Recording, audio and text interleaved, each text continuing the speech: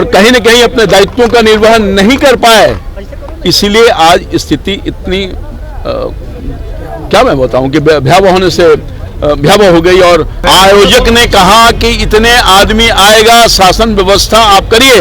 उन्होंने आकलन किया, मगर मुझे पहले ही से लगता था कि जिस मात्रा में पुलिस बल या मजिस्ट्रेट की बहाल होनी चाहिए वो नहीं हो पाई। मांग ये करते हैं कि शासन व्यवस्था ठीक करिए, दुराग्रह से हटिए। सबके लोग हैं, ये राम भक्त हैं, इनकी सेवा करिए। नमस्कार, मैं हूं धीरज शर्मा और आप कलम इंडिया न्यूज देख रहे हैं। बाबा बागेश्वर का दिव्य दरबार समाप्त हो चुका है, कैंसिल हो चुका है। ऐसे में देखिए रामकृपाल यादव सांसद हमारे साथ हैं। हालांकि सूचना प्राप्त हुई थी कि प्रेस कॉन्फ्रेंस होगी तो रामकृपाल यादव यहां पहुंचे थे होटल में बाबा से मिलने, लेकिन अब जो है प्रेस कॉन्फ्रेंस को कैंसिल कर दिया गया है। तो क्या कुछ जो है जानकारियां इनके पास है, और कहा जा रहा है कि प्रशासनिक लापरवाही की वजह से भी ये कार्यक्रम कैंसिल किए गए हैं और कहीं न कहीं बिहार पुलिस और जो सिस्टमेटिक व्यवस्था है वो अक्षम दिखाई दी। इन तमाम व्यवस्थाओं को मैनेजमेंट करने में शायद इसी का नतीजा हुआ कि बाबा का दिव्य दरबार कैंसिल करना पड़ा और भीड़ जो है अनियंत्रित हो गई। देखिए, कल्पना की गई थी और ये चीजें स्पष्ट कही गई थी कि 4 से 5 लाख लोगों की भीड़ होगी,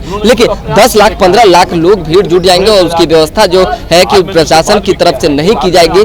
इस बात की जो है जानकारी कमेटी को भी नहीं थी और खासकर जो बीजेपी के लोग हैं उन्हें भी नहीं थी। रामकृपाल यादव सीधा आरोप प्रशासन पे लगाते हुए कह रहे हैं कि प्रशासन भारी मात्रा में भले थी, लेकिन फैन की व्यवस्था नहीं थी, गद्दे की व्यवस्था नहीं थी, लाइटिंग प्रॉपर जो है नहीं थी, और जिला प्रशासन को जिस मुस्तैदी के साथ लोगों की सेवा में लगनी चाहिए थी और भीड़ में लगनी चाहिए थी और बाबा बागेश्वर के कार्यक्रम को सफल बनाने के लिए काम करना चाहिए था। जिस तरह से आप लोग पहुंचे हैं, क्या कहेंगे सर? काफी देर से हैं, क्या कहेंगे? कार्यक्रम कैंसिल हुआ है, कैसे देखते हैं? सब लोग एक साथ कमेंट। कार्यक्रम कैंसिल हुआ है, कहा जा रहा है कार्यक्रम इसलिए कल का कार्यक्रम इसलिए कैंसिल हुआ है कि भीड़ अपार मात्रा में आ गई थी और नियंत्रित हो रहा था, लोग परेशान हो रहे थे। बाबा ने कहा कि हम बिहार के लोगों के कल्याण के लिए आए हैं और इसी सोच के तहत उन्होंने बीच में ही कथा को स्थगित करने का काम किया है। कथा चलता रहेगा लगातार और मैं समझता हूं कि कल का जो दिव्य दरबार है वो स्थगित हो गया है। जो जिला प्रशासन को चाहिए अधिक से अधिक मात्रा में वहाँ शासन प्रशासन को व्यवस्थित करना, फोर्स देना। हमको लगता है कि जितना लोग आए उसको व्यवस्थित करने के लिए पर्याप्त मात्रा में पुलिस बल नहीं था, व्यवस्था नहीं था, जिसकी वजह से चूक से प्रशासन की है कि आयोजकों की भी है? कौन चूक जो है? आयोजक ने कहा कि इतने आदमी आएगा, शासन व्यवस्था आप करिए।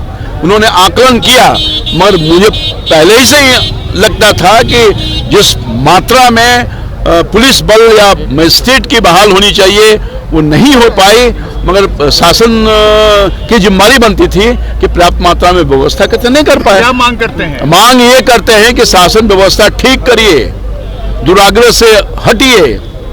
लोग आ रहे हैं, बिहार के लोग, आप सबके लोग हैं, ये राम भक्त हैं, इनकी सेवा करिए, लोगों हादसा ना हो जाए। आप तो स्वयं थे वहां पर, मैंने देखा आपको, खुद भी आप परेशान थे, तो आपने खुद ही आकलन किया, आपको तो खुद ही बोलना चाहिए। आपका मानना है विरोधियों की ताकत काम आ गई यहाँ पे?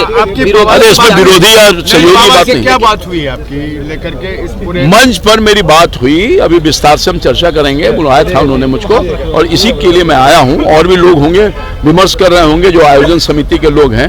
मैं वहाँ का स्थानीय सांसद हूँ, मेरा ये दायित्व बनता है कि कार्यक्रम सफल हो जाए। बिहार के लोग आ रहे हैं जो हमारे अतिथि हैं, हमारे भगवान हैं, भगवान को भगवान सुनने आए हैं, इसलिए उनको कुछ प्रॉब्लम नहीं हो जाए।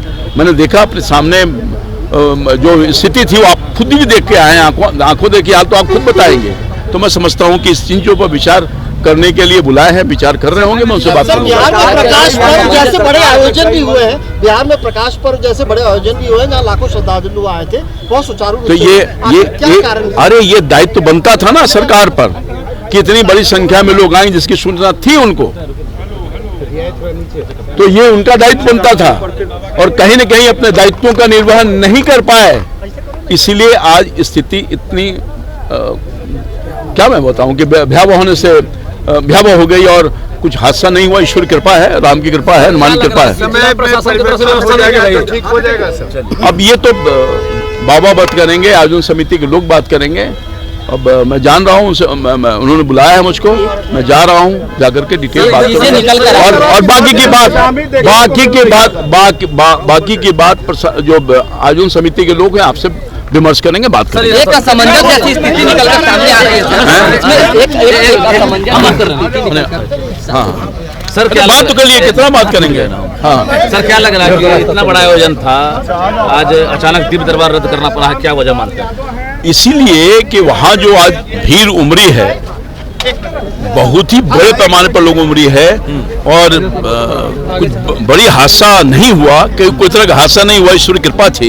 परफेक्शन IAS, UPSE और BPSC फाउंडेशन क्लासेस के लिए समर्पित संस्थान। यहाँ आपको UPSE selected and interview appeared faculties द्वारा गाइड किया जाता है। Separate batches for Hindi and English medium. 65वीं और 64वीं BPSC एग्जाम में 69 और 107 रिजल्ट्स एवं 66वीं BPSC एग्जाम में 131 रिजल्ट्स हासिल किया है परफेक्शन IAS टीम ने। परफेक्शन IAS, कुमार टार, बोरिंग रोड, पटना।